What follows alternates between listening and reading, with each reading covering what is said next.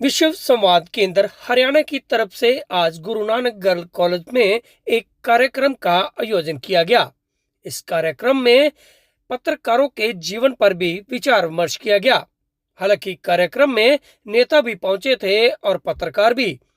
और ऐसे में पत्रकार किस प्रकार की जिंदगी अपनी पूरी संघर्ष में बिताते हैं, उस पर विचार विमर्श किया गया। नेताओं ने अपने विचार रखे, तो वहीं इस पूरे कार्यक्रम में 5 मिनट का योगासन भी कराया गया, जिससे पत्रकार तनाव मुक्त हो गए। हालांकि आज का पूरा दिन नारद जयंती को लेकर पत्रकारों के बीच में रखा गया था और ऐसे में पूरे कार्यक्रम में पत्रकार किस प्रकार अपनी जिंदगी व्यतीत करते हैं और क्या क्या उन्हें कठिनाइयों का सामना करना पड़ता है, उस पर भी विचार किए गए। हालांकि इस पूरे कार्यक्रम में गुरु नानक गर्ल कॉलेज की तरफ से भी अपने विचार साझा किए गए और कहा कि भविष्य में ऐसा कोई भी कार्यक्रम हो तो गुरु नानक गर्ल कॉलेज में हमेशा उनके लिए दरवाजे खुले हैं। ऐसे में नेताओं से लेकर पत्रकारों ने क्या क्या कहा, सुनिए। श्री नारद जयंती, महर्षि नारद जयंती का जो अवसर है, जो पत्रकार बंधुओं के बीच में हमेशा हम लोग जब भी अपने को कार्यक्रम किया करते थे तो पत्रकार बंधुओं को हम बुलाया करते थे। आज आप लोगों के बीच में आने से मुझे तो बहुत हर्ष हो रहा है।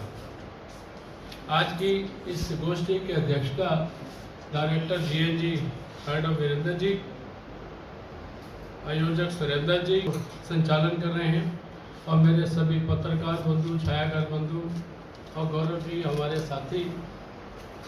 आज हम महर्षि नारद जी की जयंती मना रहे हैं। इस जयंती पे हमारे जो ब्रह्मा के छठे मानस पुत्र, जिन्होंने आज से नहीं आदिकाल से जब ये ब्रह्मांड बना, उस ब्रह्मांड के अंदर भी जो हमारा जो आज पत्रकार का जो हमारा छायाकार का जो चल रहा है, ये उस समय भी था। महर्षि नारद जी ने तीनों ब्रह्मांड के अंदर, देवलोक के अंदर, भूमिलोक के अंदर, हर जगह जाकर भ्रमण किया और भ्रमण करते हुए उन्होंने क्या संदेश दिया कि आप चाहे समाज का काम कर रहे हैं या आने वाले भविष्य में क्या हालात हो सकते हैं, चाहे ऋषि हों, चाहे ब्रह्मा हों, चाहे विष्णु हों, हर एक के समय पर महर्षि नारद जी का अपना अपना रोल रहा और इन्होंने आने वाले भविष्य को और एक दूसरे को संदेश पहुंचाने का कार्य जो नारद जी ने किया, जिसको हम पत्रकार उस समय के कह सकते हैं कि उस समय भी इतना बड़ा हमारे पास पत्रकार का जो उनके पास काम था, विश्व को आगे बढ़ाने के लिए, समाज को आगे बढ़ाने के लिए, देश दशा देने के लिए, और जिन लोगों ने जिन्होंने अच्छे कार्य नहीं किए उनको भी उन्होंने सुधारने का जो काम किया है, उनकी जयंती पर आप सब लोगों के बीच में पहुंचकर मैं अपने आप को धन्य मानता हूं और आगे बंधुओं से भी प्रार्थना करना चाहता हूं। ये चौथा स्तंभ है हमारा, जो दशा और दिशा दिखाता है हमारे देश को, प्रदेश को, विश्व को। पत्रकार बंधु एक ऐसे हमारे चौथा स्तंभ हैं जो हमारे इस प्रदेश को, देश को दशा दिखाते हैं और समय समय पर लोगों को चेताते भी हैं कि क्या आने वाला भविष्य है, क्या आप गलतियां कर रहे हैं, क्या ठीक कर रहे हैं और कितना बड़ा जोखिम उठाते हैं। चाहे लड़ाई का मैदान हो, चाहे ऐसी ऐसी जगहें हो जहाँ पर इंसान नहीं पहुँच सकता, वहाँ पत्रकार बंधु पहुँचते हैं और इन्हीं के दम पर आज सभी हमारे देश के अंदर, प्रदेश के अंदर सभी लोग चौकन्ने भी रहते हैं। पत्रकार बंधु उनको दशा और दिशा भी दिखाते हैं।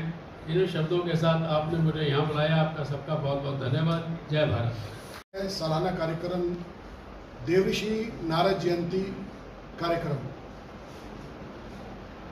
देवऋषि जी को याद करने के साथ, क्योंकि वो आदि पत्रकार हैं, तो हमारे जो बीच के जो हमारे पत्रकार बंधु हैं, पत्रकारिता के क्षेत्र से, मीडिया क्षेत्र से जुड़े जो लोग हैं, उन्हें भी एक सम्मान करने का ये अवसर हमने निकाला है। विश्व संवाद के अंदर अगर इस तरह के कार्यक्रम आयोजित कर रहा है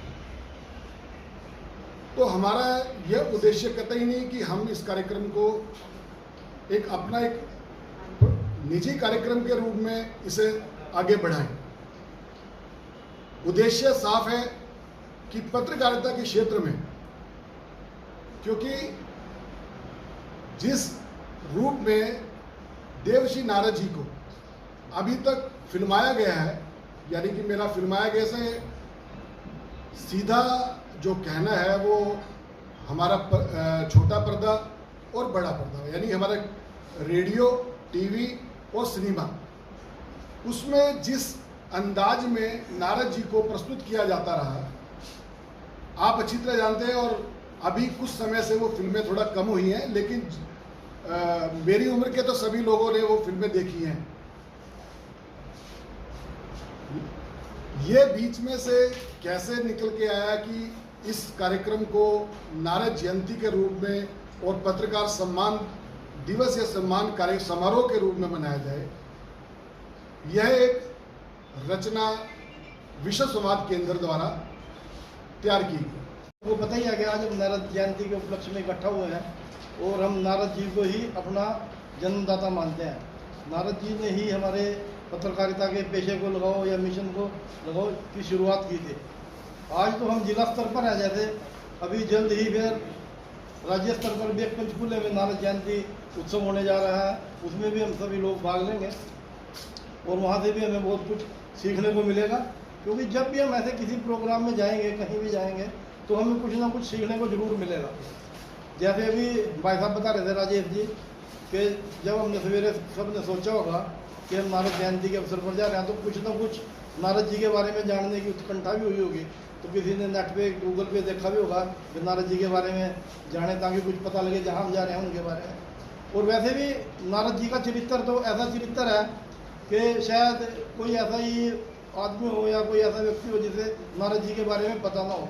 खास तौर से ये तो जरूर पता होगा कि नारद जी इधर की बात उधर करते थे, किसी को बस पत्रकारिता कहते हैं। जैसे आज भी हम एक क्लिक के साथ एक बटन दबाओ, इंटरनेट के माध्यम से यहाँ की खबर वहाँ पहुँचा देते हैं। नारद जी का भी यही काम था, ये अपने मन की गति से भी तेज चलते थे उस टाइम। अभी उन्होंने सोचा कि ब्रह्मा जी के पास जाना, वहाँ पहुँच गए, वहाँ से समझा विष्णु जी के पास जाना, वहाँ पहुँच गए, और इधर का समाचार उधर, उधर का समाचार इधर। लेकिन लोक हित में कभी उनका ये मकसद नहीं रहा कि आपस में लोगों को लड़ाया जाए, जो लड़ाया जाए या कुछ ऐसा किया जाए। मैंने भी जब अपनी पत्रकारिता, मुझे एक वर्कशॉप में जाने का मौका मिला राजनीतिक कुरुक्षेत्र,